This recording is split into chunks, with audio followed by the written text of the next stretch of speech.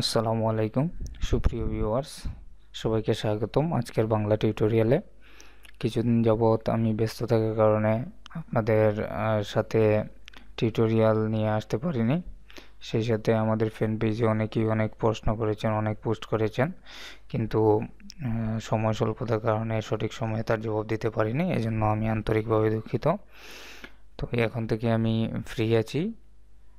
আশা করি আপনাদের জন্য প্রতিদিন নতুন নতুন কোনো টিপস নিয়ে আসতে পারবো। সেই সাথে আপনারা আমাদের ফ্যান পেজে অ্যাক্টিভ থাকুন আর আমার চ্যানেলে সাবস্ক্রাইব করে রাখুন।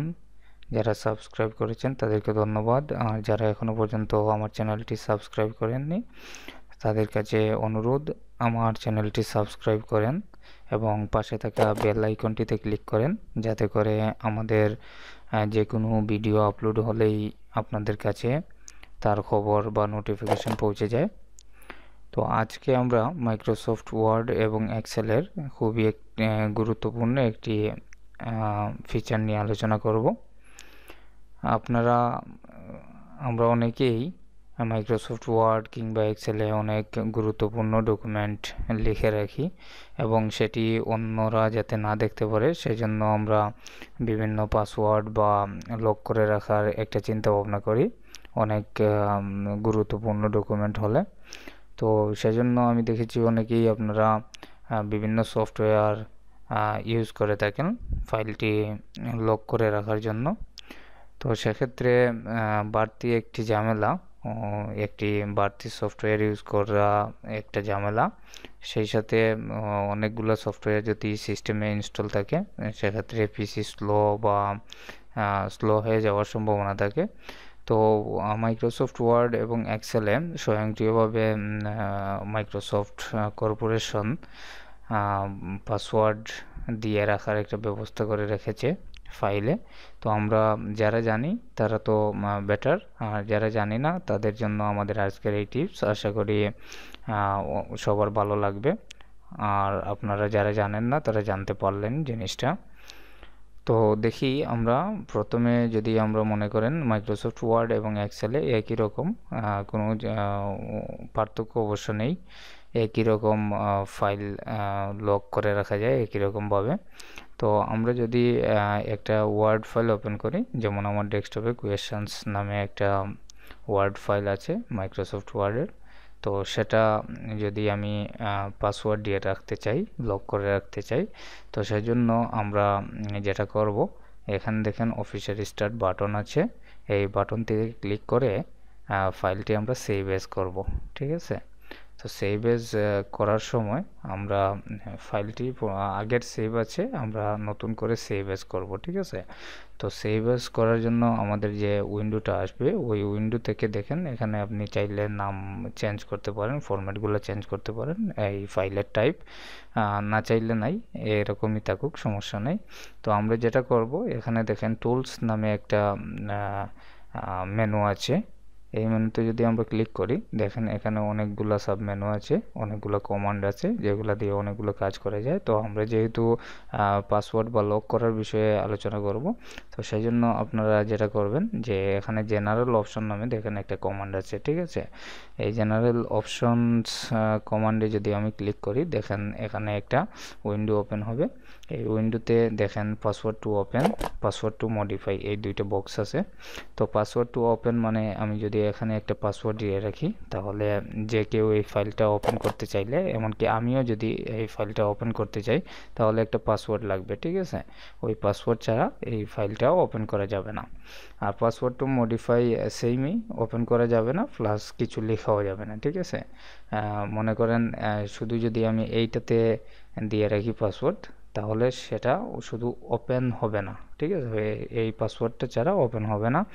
আর যদি এটাও আমি দিয়ে রাখি, তাহলে কেউ যদি আমার এই পাসওয়ার্ডটা ভেঙে ফেলে বা ফরগেট করে ফেলে, ঠিক আছে, তাও কিন্তু এই পাসওয়ার্ডটা যদি সে না জানে বা ভাঙতে না পারে, তাহলে দেখা যাবে সে কিছু লিখতে পারতেছে না, অর্থাৎ মডিফাই করতে পারতেছে না, শুধু ফাইলটা দেখতে পারতেছে।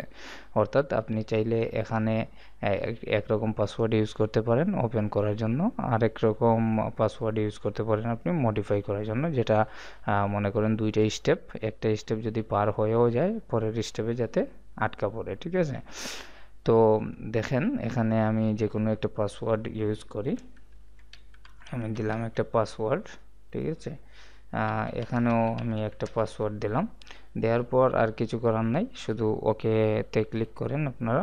ওকেতে ক্লিক করার পরে দেখেন আবার রিএন্টার চাবে এই পাসওয়ার্ডটা, অর্থাৎ আমি এই যে এই ফিল্ডে পাসওয়ার্ড টু ওপেন ফিল্ডে যে পাসওয়ার্ডটা ইউজ করেছি সেই একই পাসওয়ার্ড আবার এখানে ইনপুট করতে হবে। যখন আবার ওকে করব তখন দেখেন মডিফাইয়ের জন্য যে পাসওয়ার্ড এটা আবার এন্টার করতে বলতেছে। তো আমি আবার দিলাম আমার পাসওয়ার্ডটা, দেওয়ার পরে অবশ্যই সেম হতে হবে, এটা আপনারা অনেকেই জানেন। রিএন্টার যেহেতু বলতেছে তার মানে আবার এন্টার করার জন্য। তো আমি এরপর ওকে দেব, ওকে দিয়ে আমি নির্দিষ্ট লোকেশন, যে কোনো লোকেশনে আমি ফাইলটা সেভ করে দেব। আমরা জাস্ট সেভে ক্লিক করব। তো সেভে ক্লিক করার পরে এরকম একটা নোটিফিকেশন আপনাকে দেবে, তো সেখান থেকে আপনারা চাইলে পড়তে পারেন, সেখান থেকে ইয়েস বাটনের চাপ দেবেন, ঠিক আছে, অথবা ন দিলেও হবে, ঠিক আছে। ইয়েস দিলে আবার চাইবে লোকেশনটা, আবার আপনি সেভ করতে পারবেন, আর ন দিলে সেভ করার জন্য আর কিছু চাইবে না। এখন দেখেন আমরা যদি এটা ক্লোজ করে দিই, এটা সেভ করে দিলাম, ঠিক আছে, এখানে ন দিয়ে দিলাম। তো এখন যদি আমরা এটা ওপেন করি, দেখেন ডেস্কটপে এখানে দেখেন কোয়েশনস নামে যে ফাইলটা আছে সেটা যদি আমি ওপেন করতে চাই, দেখেন ডাবল ক্লিক করেন, ডাবল ক্লিক করলে একটা পাসওয়ার্ড চাইতেছে, বলতেছে enter password to open file, ঠিক আছে। এই ফাইলটা ওপেন করতে হলে একটা পাসওয়ার্ড ইনপুট করার জন্য বলতেছে। তো আমি যখন পাসওয়ার্ড দিলাম, দেওয়ার পরে যখন আমি এন্টারে ক্লিক করলাম ওকেতে, তাহলে দেখেন আবার বলতেছে যে মডিফাই করার জন্য পাসওয়ার্ডটা দেওয়ার জন্য। তো আমি যদি এই মডিফাইয়ের পাসওয়ার্ডটা তখন দেই, তখনই ওইটা মডিফাই করা যাবে, নতুবা বলতেছে ওর ওপেন রিড অনলি, অর্থাৎ শুধু রিড করা যাবে যদি এই পাসওয়ার্ডটা আমি না দিই, ঠিক আছে। তো আমি পাসওয়ার্ডটা দিলাম, পাসওয়ার্ডটা দেওয়ার পরে আমি যখন ওকে করলাম, দেখেন ফাইলটা অটোমেটিক্যালি ওপেন হয়ে গেছে, ঠিক আছে। অর্থাৎ আপনি পাসওয়ার্ড যদি না জানেন বা পাসওয়ার্ড যদি কেউ না জানে, এই ফাইলটা কখনোই ওপেন করতে পারবে না, অর্থাৎ এটা একটা সিকিউরিটি সিস্টেম অনেক স্ট্রং, ঠিক আছে। তো সেমভাবে আমরা যদি কোনো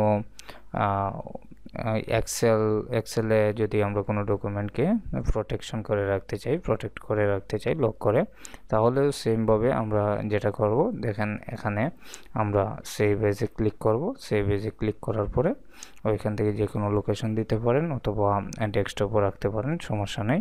তো এখান থেকে সেম আগের নিয়মে টুলসে ক্লিক করে জেনারেল অপশনে ক্লিক করবেন এবং পাসওয়ার্ড টু ওপেনে একটা পাসওয়ার্ড ক্লিক দেবেন। এই যে পাসওয়ার্ড এন্টার করলাম, তারপর ওপেন পাসওয়ার্ড টু মডিফাই আর একটা পাসওয়ার্ড দিলেন, দেওয়ার পর ওকে করেন, তারপর আবার রি এন্টার করেন আগের মতোই, অর্থাৎ ওয়ার্ডে যেরকম দেখাইছিলাম ওই রকমই। তারপর ইনপুট করলে দেখেন এটা সেভ হয়ে যাবে, অর্থাৎ রিপ্লেস চাইতেছে, তো আপনি রিপ্লেস দিয়ে দেন, সমস্যা নেই। তো এখানে নো ইয়েস দেন, সমস্যা নেই।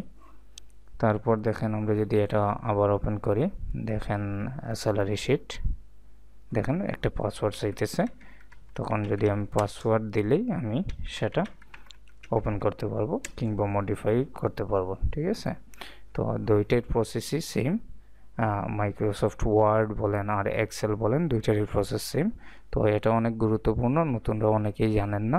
তো যারা জানেন না তারা তাদের জানানোর জন্যই আমাদের এই টিউটোরিয়াল। আশা করি ভালো লেগেছে, আপনাদের উপকার হবে। আর একটা কথা, আমার চ্যানেলটি যারা এখনও পর্যন্ত সাবস্ক্রাইব করেননি, সাবস্ক্রাইব করে নেন, আর পাশে থাকা বেল আইকনটিতেও ক্লিক করে রাখেন। পাশাপাশি যদি এই টিউটোরিয়াল কিংবা অন্যান্য টিউটোরিয়াল বুঝতে সমস্যা হয়, আপনারা কমেন্টে গিয়ে আপনাদের সমস্যার কথা জানান, আমরা অবশ্যই রিপ্লাই করব, আপনার সমস্যাটা সমাধান করার চেষ্টা করব।